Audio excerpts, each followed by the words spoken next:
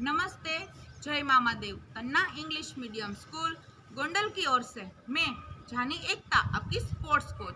So students, कैसे हो आप लोग? आज हम आपको एक सिंपल योगा स्टेप सिखाने आए हैं। ये मिस हिरल मैम है जो हमें योगा में हेल्प करेंगी। तो चलिए हम साथ मिलके योगा करते हैं। हमारा पहला योगा है सुप्त वज्रासन। कैसा नाम लगा है ना? हमें वज्रासन में बैठ के ये योगा करना है। तो चलिए हम योगा करते हैं। योगा के लिए सबसे पहले क्या चाहिए होगा? राइट, मैट यानी चटाई बिछानी है और उस पर बैठना है। तो चलिए हम हमारे योगासन की ओर चलते हैं। हमारा पहला योगासन है सुप्त वज्रासन। ये योगा करने के लिए सबसे पहले हमें वज्रासन में बैठना है। हम क्रॉस हो जाएंगे और वज्रासन में बैठेंगे। फिर अपने बॉडी को धीरे धीरे पीछे की ओर धकेलना है और जमीन पे लेटा देना है।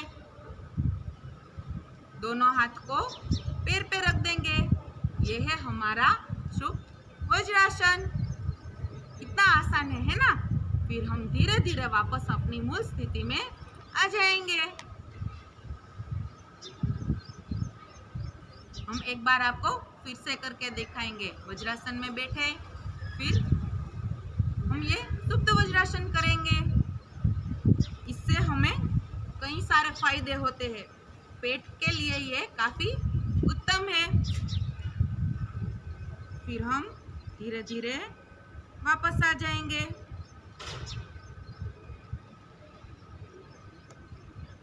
ये था हमारा सुप्त वज्रासन। अब हम हमारे दूसरे आसन की ओर चलते हैं। हमारे दूसरे आसन का नाम है मंडूकासन। कैसा लगा आपको? मंडूकासन है ना?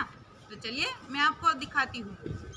हम इंग्लिश में फ्रॉग कहते हैं। फ्रॉग गुजराती में डेट का जैसा प्राणी आता है। इस आसन का उस पे ही नाम पड़ा है मंडूकासन। तो चलिए हम मंडूकासन करते हैं। मंडूकासन के लिए भी पहले हम वज्रासन में बैठेंगे। दोनों हाथों को मुट्ठी करना है। फिर दोनों हाथों को मुट्ठी करके अपने नाभि यानी पेट तक लाना है और फिर अपने बॉडी को आगे की ओर झुकाना है और अपना मस्तक थोड़ा ऊंचा उठाना है। ये था हमारा मंडूकासन। हमारे बॉडी की आकृति फ्रॉग यानी मेंढक के जैसी होती है, इसलिए इसका आसन का नाम है मंडूकासन। फिर हम धीरे धीरे से अपनी मूल स्थिति में वापस आ जाएंगे। एक बार हम आपको फिर से करके दिखाएंगे मंडूकासन।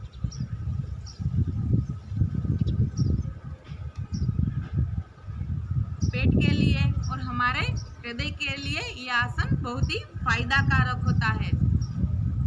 फिर हम अपनी मूल स्थिति में वापस आ जाएंगे। हमने हमारे दोनों आसन आसानी से कंप्लीट कर लिए। अब हम हमारे तीसरे आसन की ओर चलते हैं। हमारे तीसरे आसन का नाम है गोमुखासन। कैसा नाम लगा आपको? गोमुखासन। हमारे पूरे बॉडी की आकृति गाय के मुंह जैसी होती है, इसलिए इस आसन का नाम है गोमुखासन। तो चलिए हम हमारे गोमुखासन की ओर चलते हैं। गोमुखासन के लिए पहले हमें क्रॉस हो जाना है। दाहिना पाँव मरोड़ना है और हमारे दाएं पाँव के पर बायां पाँव रख देना है, इस तरह से। फिर दोनों हाथों को अपने पीछे की ओर लॉक कर देना है। देखा, ये आकृति हो गई ना गाय के मुंह जैसी, इसलिए इस आसन का नाम है गोमुखासन। फिर हम धीरे धीरे से अपनी मूल स्थिति में वापस आते जाएंगे।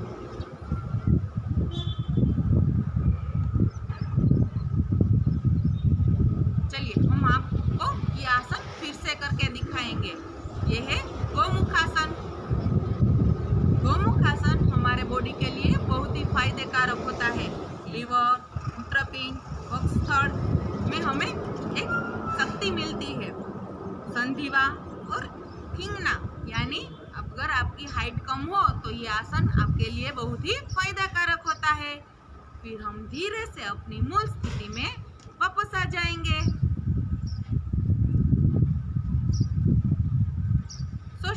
हमने तीनों आसन कितने आराम से कंप्लीट कर लिए।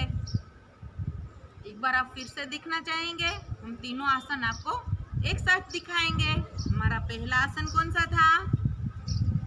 सुप्त वज्रासन। तो चलिए हम सुप्त वज्रासन करते हैं।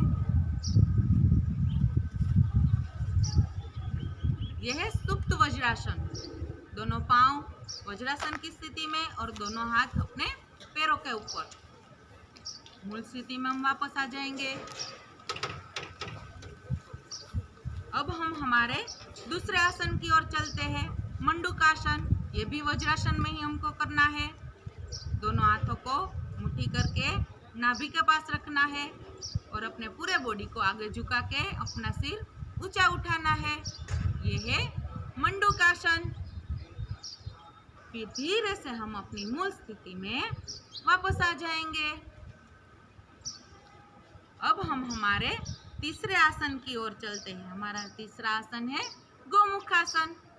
दोनों पैरों को लॉक करेंगे, दाहिना फिर बाइना, और दोनों हाथों को पीछे की ओर लॉक कर देंगे। ये था हमारा गोमुखासन। फिर धीरे से हम अपनी मूल स्थिति में वापस आ जाएंगे। सो स्टूडेंट्स, आपको ये आसन करके अच्छा लगा? हमारे आदरणीय मधु सर, प्रिंसिपल वर्मा सर और चंदू बाबू के मार्गदर्शन के अनुसार मैं एकता जानी और हिरल मैम के सहयोग से हमने ये वीडियो आप तक पहुंचाया है। मैं आशा रखती हूँ कि आप रेगुलर अपने मम्मा पापा के सामने ये योगासन कंप्लीट करेंगे। Thank you.